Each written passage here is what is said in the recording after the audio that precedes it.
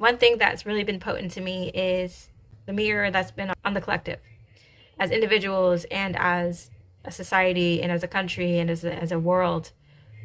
What have we been doing? What have we been believing? What have we been contributing to this world? Who are we? Who are we? I think that is probably the biggest question overall. Because when you ask yourself, who are we? Who is we first? Who is we? Are we talking about we as a country, we as a humanity, we as an individual, we as a, like, what, who is we? Our ethnic group, our, who is we? What does that look like? What makes this that? What makes this population that, right? These conversations about who we are. I think I can speak to my community, and there's a lot of conversation around what we call Black Americans at this time, what has been referred to as African American, been classified as colored, all that, so on and so forth. It's a very specific group of Americans, indigenous, is that we are made in this land. We are of this land.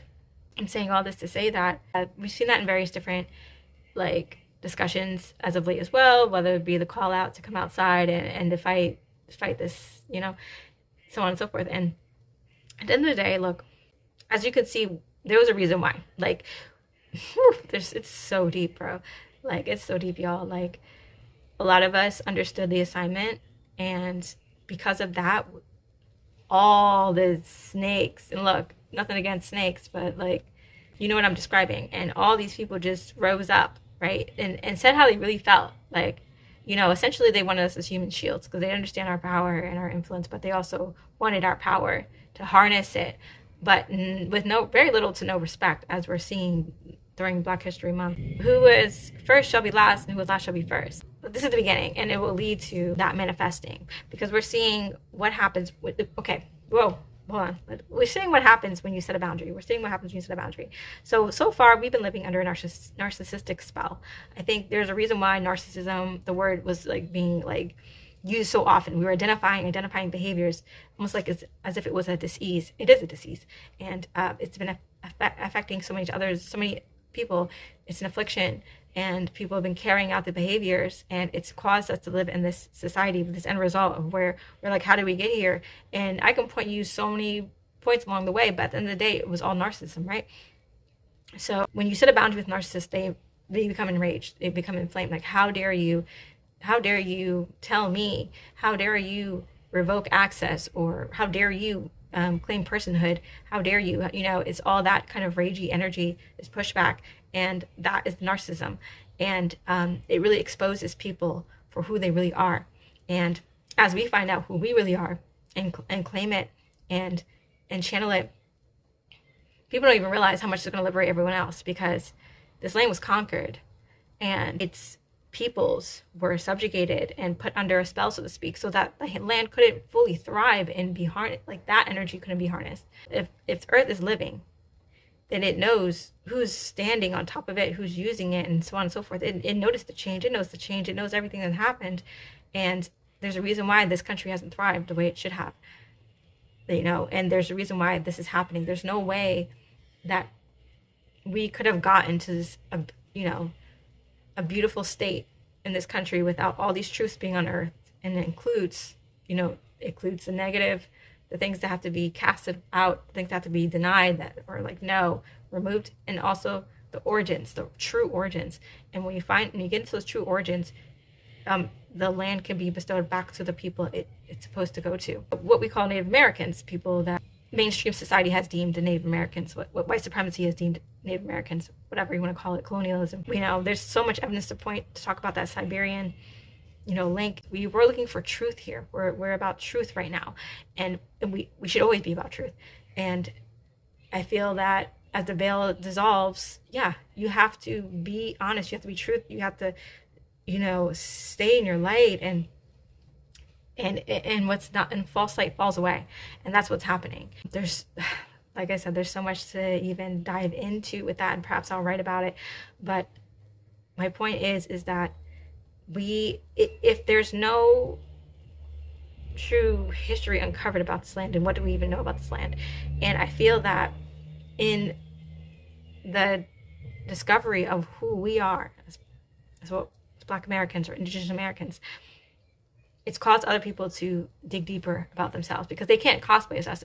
During the whole era of flat blackness, or everyone's welcome to the cookout, everyone could just join in and everyone could just cosplay or just wear a mask or just try to fit in, but they weren't being true to their authentic self, their authentic lineage, and thus cutting off much progress, if any, for that lineage or culture. If you're too busy in someone else's stuff, like, how are you taking care of your own? So now that we are reclaiming, we're creating boundaries, and yes, people are throwing tantrums, but it's forcing them to kind of go back. You got to go back and look at what you got going on in your own situation, because we don't want to live in a society, right, where it's just America 2.0 or United States 2.0, right? Like, if we see how it ended up, why would we recreate that timeline? It has to be dissolved. It has to be destroyed, just decimated. So in that is truth. You have to have truth with that.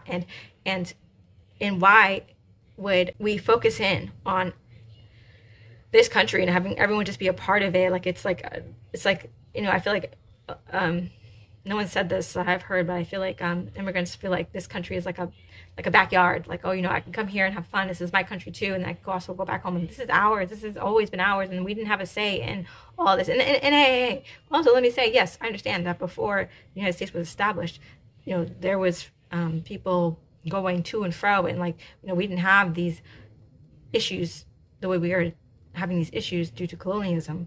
People and these folks creating boundaries and saying you're this and you're better than this person, and triangulating the population. That's also narcissism, right? The triangulation method. They were told, hey, they're better than you, and then you're like, no, they're not, and and they're acting all uppity, and you're like, what are you doing? And then and then friction and then fighting. So, and that is discord, and that's what they feed off of, right? Instead of unity.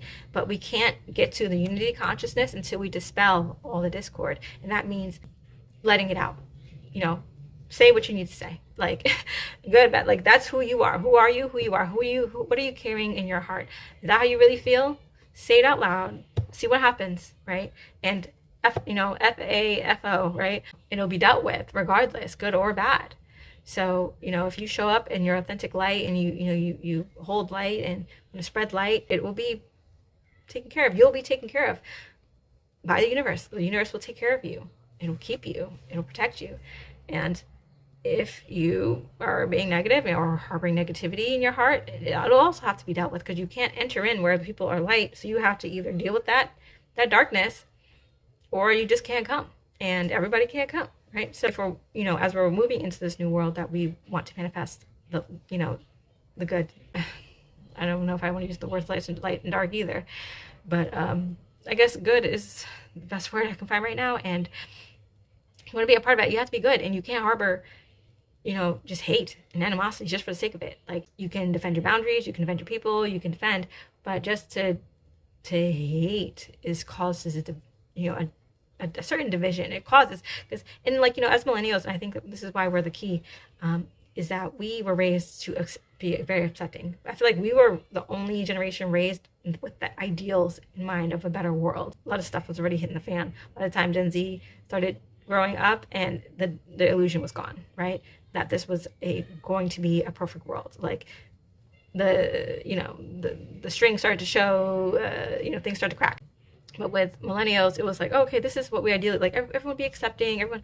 And so if you look at millennials photos and so on and so forth, you will see rockers and hip-hoppers, popular folks, athletes, it was a mix, at least in my school, okay, in my year, all right, oh, nice, so fine. It was a big mix. So, and everyone kind of people still have their clusters, of course, but you could still get along and talk to someone who didn't look like you or like the same things as you. That was not unheard of. Now things have become exclusive again. And Pluto and Aquarius, as far as the collective goes, if we don't want to see what's happening now manifest again, we can't use oppression. We cannot be you're better, you're worse than me or whatever, and subjugate anybody else. right? So we have to give people their personhood. No, we have to claim our personhood, and we have to defend our personhood. And in that, the God in me sees the God in you, right? And we can spread that, and we can do that and honor each other's differences. Yes, honor each other's differences. Those differences can be celebrated. They don't have to be dissolved.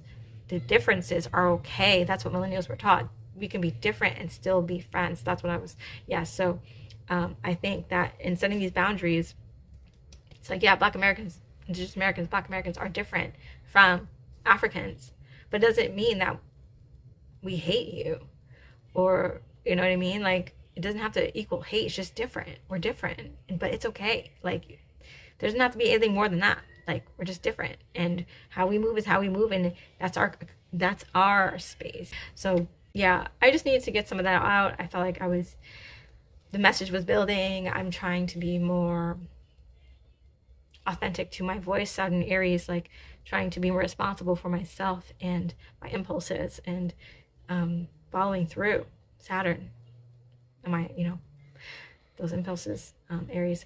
So a lot of us have been cracked open to new depths. Like I didn't know I could be even more open than I was. Everything just has new meaning with all the revelation, and we just don't live in the same world anymore. We had that feeling in 2020, and here we are again. I feel like the contractions are getting shorter and shorter, right? 2020 and 2026, it's a 6-year span, and within that time, so much revelation has